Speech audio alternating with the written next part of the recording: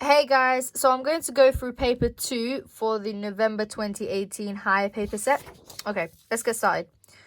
So this whole diagram, the entire set, will include even numbers between 1 and 25.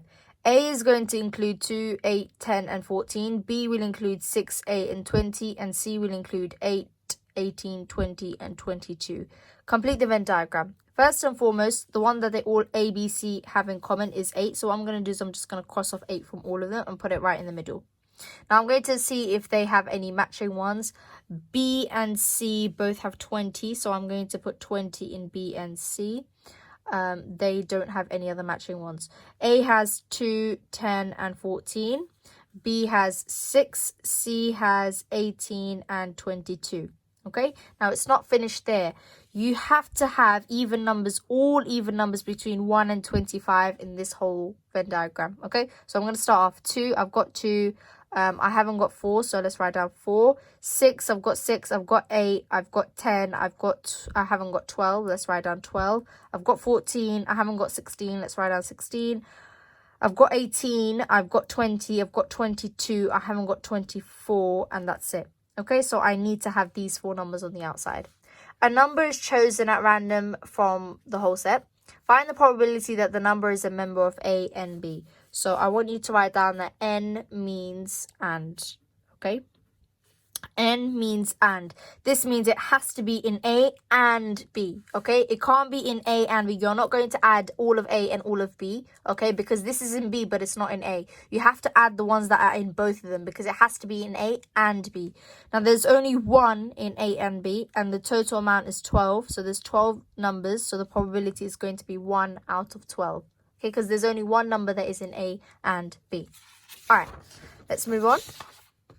Sean has information about the height in centimeters and the weight in kilograms of each of 10 rugby players. He's asked to draw a scatter graph and align a best fit for this information. Here is his answer. He's plotted the points accurately. Write down 2 things that are wrong with his answer. Now, the first thing that is wrong with his answer is look at his line of best fit. It's not correlating with the results. A line of best fit has to go through the results and it will look something more like this. Okay, look at this. It's not an accurate line of best fit. Inaccurate line of best fit. Okay, that's the first thing. Now I need to look at the graph. So when I look at a graph to see what's wrong with it, I look at the numbers. 85, 90, 95, 100, 105. That's fine. 140, 160. Are we going up by 20s? No. 170, 180. Okay, so there's 150 missing. Okay. So it's 150 is missing from the height scale. Missing from height scale. Okay. All right. Let's move on. BEG is the triangle. ABC and DEF are parallel lines. Work out the size of angle X. Give a reason for each stage of your working. Okay. First, this here is a straight line. So I'm going to work out this angle here.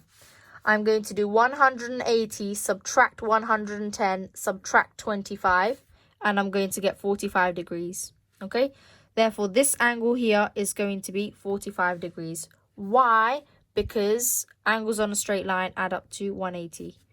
On straight line equal 180.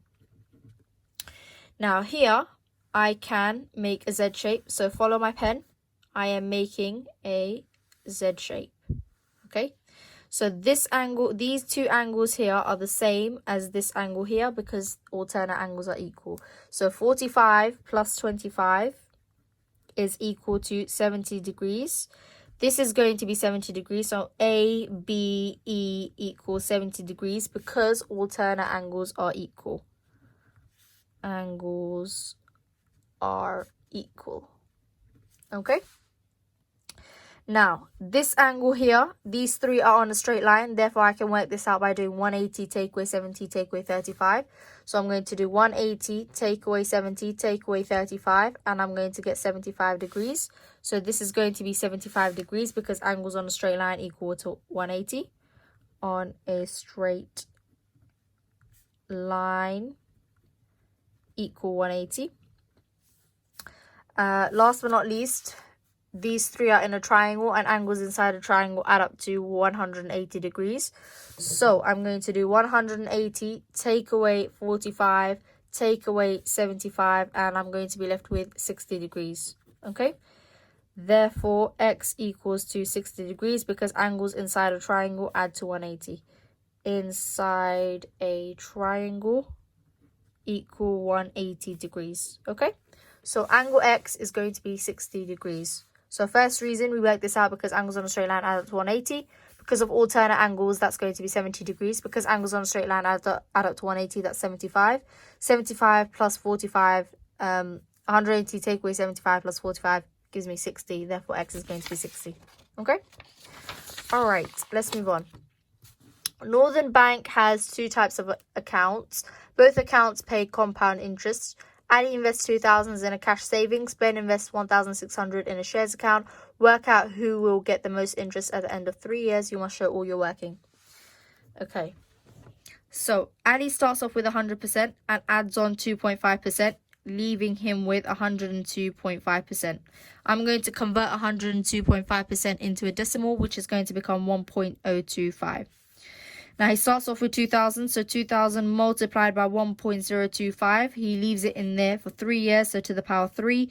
Plug this into your calculator, guys, and you're going to get £2,153, 78 pence. I want to work out how much profit he's made, so I'll take away the original amount. 2,153.78, take away £2,000, and I'm left with £153.78 interest. Okay? Now, I'm going to have a look at Ben. Ben has 100%. He adds on 3.5%, leaving him with 103.5%. Okay? 103.5% as a decimal is 1.035. So I'm going to get 1,600 multiplied by 1.035 to the power 3 because he leaves it for 3 years as well. And I'm going to get £1,773.95.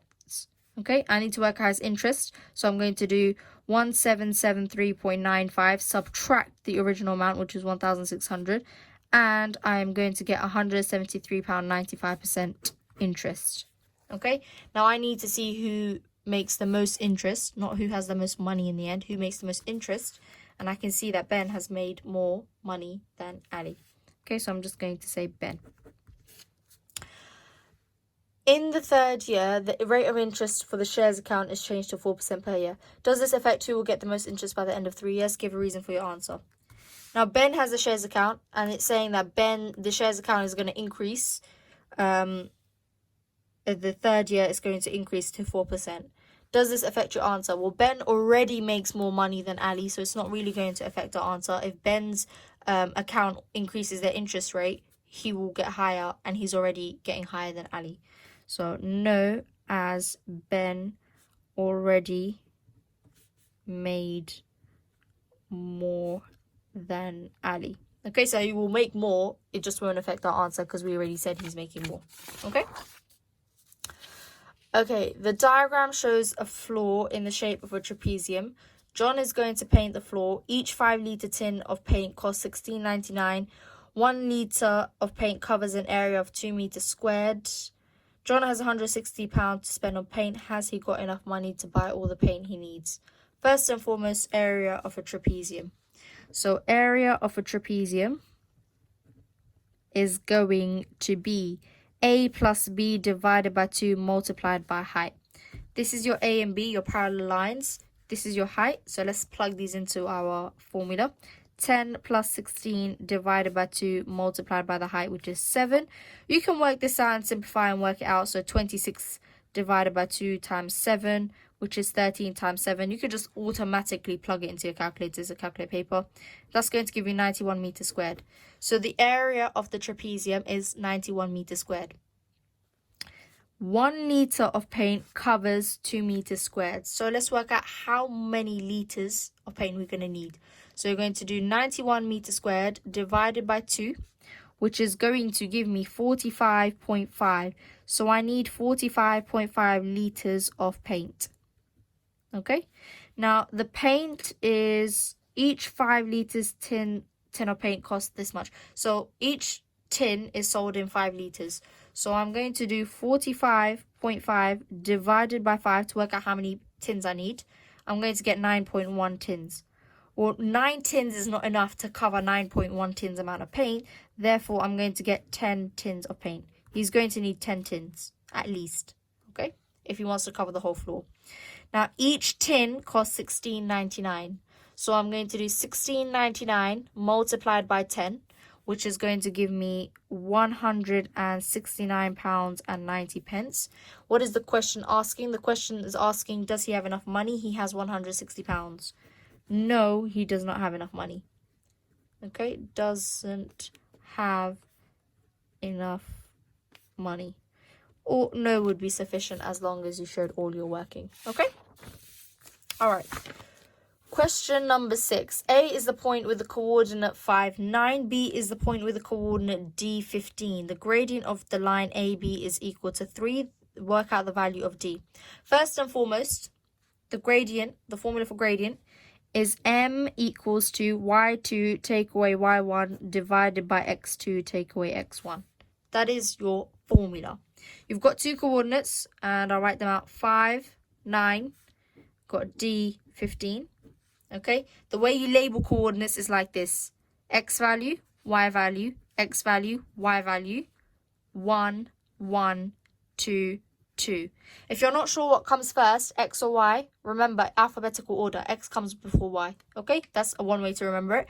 This is the first coordinate. This is the second coordinate. Okay. Right, now I'm going to substitute all these values, x, y, y, into this equation.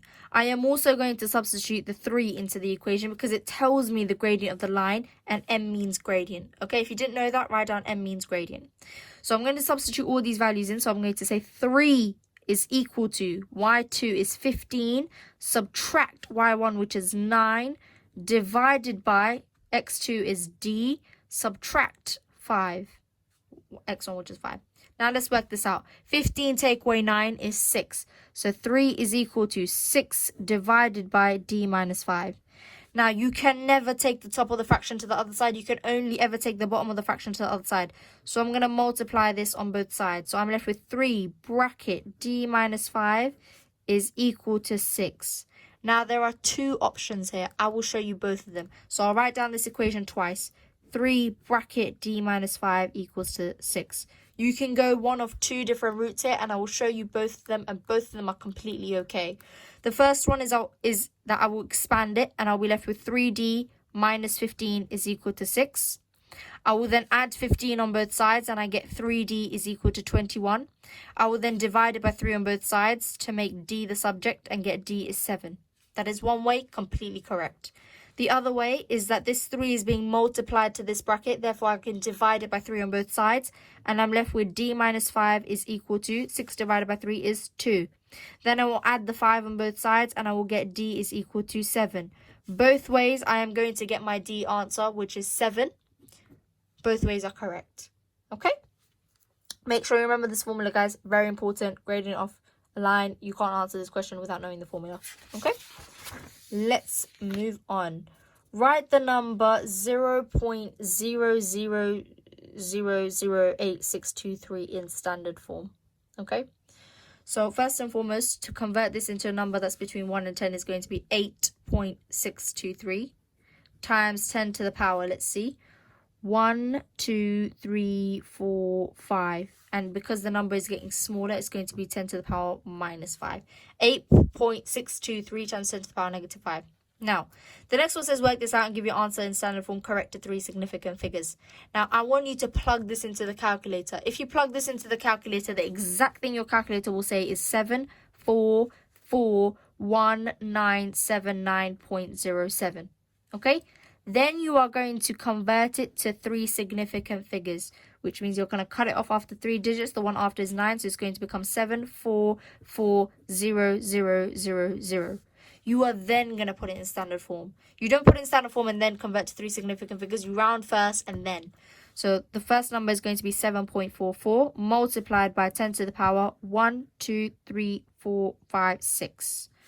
This is going to be your answer. 7.44 times 10 to the power 6. Okay? All right. triangle P is reflected in the line y equals to x to give triangle Q. Then triangle Q is reflected to give triangle R. Describe fully the single transformation that maps R onto P. Okay, first and foremost, what is the line y equals to minus x? So you can make a little table if you would like. So when x is 1, when x is 2, when x is 3, y will be minus 1, minus 2, minus 3, and vice versa. Okay, so at the line y equals to minus x, if you plot it and work it out, it's going to go right through these dots here. So I'm just going to join these together. Obviously, guys, use a ruler. Kind of want to use a ruler when it comes to this. And a pencil, and a pencil, and a pencil. So now if I reflect it in this line right here, it's going to look like this. So this is how I would reflect it. You got 2 away from here, 2 away from here, one, that's your one coordinate. 1, 2, 3, 4, 5, 6. 1, 2, 3, 4, 5, 6. Your new coordinate is going to be here. And then here, it's going to look like this. This is going to be triangle Q. That is reflected. Okay, as you can see, it's a reflection.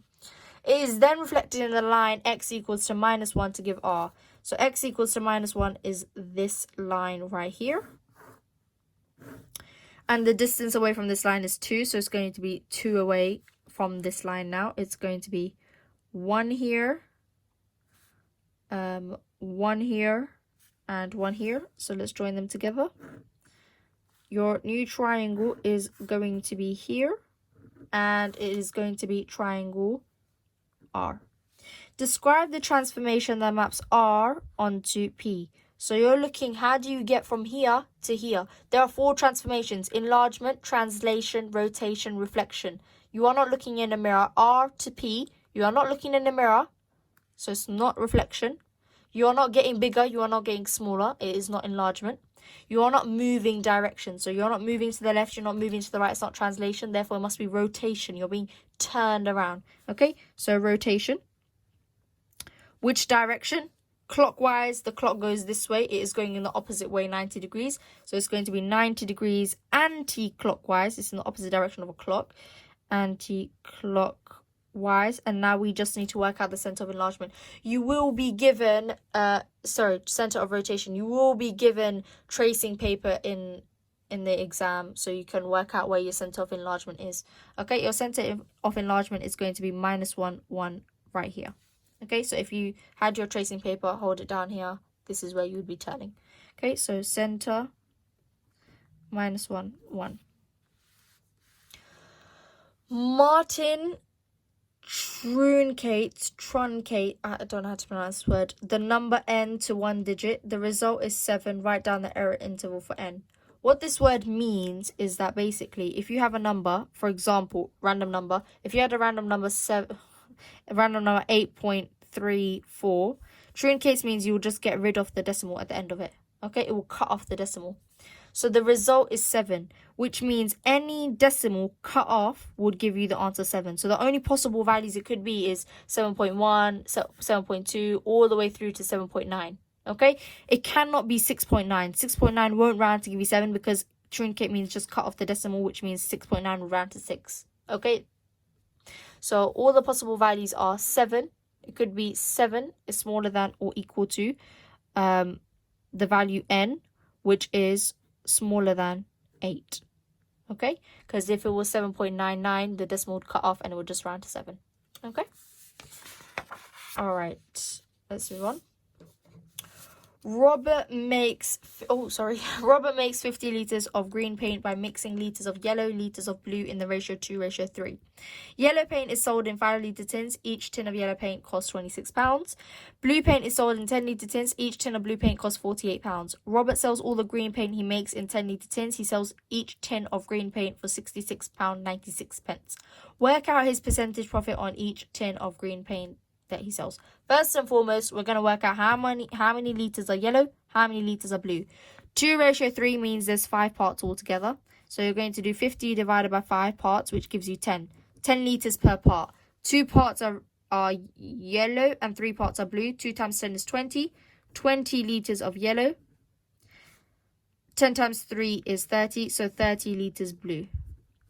Okay, now we worked out how much yellow paint there is, how much blue paint there is. Now, let's have a look at how much yellow we need to buy. Yellow paint is sold in 5-liter tins, so you're going to do 20 divided by 5, which gives you 4. You will need 4 tins. So you need 4 tins of yellow. Each tin is £26, so 4 multiplied by 26, you are allowed a calculator. It will give you £104. Now, blue paint. Blue is sold in 10-liter tins. You have 30, so 30 divided by 10 is 3. You only need 3 tins. So 3 tins multiplied by the price of £48. You are allowed a calculator. It will be £144. Now let's work out the total cost. So total cost is going to be 104 plus 144, giving me a total of £248. Okay? Now let's have a look at the green paint. Green paint. You mix the 20 litres of yellow and the 30 litres of blue, making 50 litres of green. He sells all the green paint in 10-litre tins. Okay? So you're going to do 50 litres divided by 10-litre tins, giving you 5 tins. He's selling 5 tins. So there are 5 tins of green paint, and he sells each tin for £66.96. Multiply that together and you will get £334.80. Now I'm going to work out the profit that he has made. The profit that he has made is going to be £334.80. That's the total money. Subtract the amount he spent, which is £248. And you are going to get £86.80. So the profit he made was £86.80. Okay, the question is not asking for profit, it's asking for percentage profit. So to work out the percentage profit, you are going to do the profit over the original multiplied by 100. So the profit is 86.80 over the original amount was £248 spent. Multiply this by 100 in your calculator and you are going to get 35%. So the percentage profit was 35%. Okay. Ow. All right, let's move on. In a restaurant, there are 9 starter dishes, 15 main desserts, 15 main dishes and 8 dessert dishes. Janet is going to choose one of the following combinations: a starter or a main and a dessert, a starter, a main, a dessert. Show that there are 1,335 different ways to choose the meal. So, starter multiplied by main would be 9 multiplied by 15, which gives you 135 ways. So there's 135 ways to do that. She could do a main and a dessert. Main multiplied by dessert, so that's 15 multiplied by 8, which is 120 ways. Or she could do a starter multiplied by a main multiplied by a dessert. So that will be 9 multiplied by 15 multiplied by 8, giving you 1,080 ways. She could do any of these combinations. So the total ways are 135 plus 120 plus 1,080, which gives you a total of 1,335 ways to eat or order from the restaurant. Okay? That's a lot of ways. All right. Let's move on.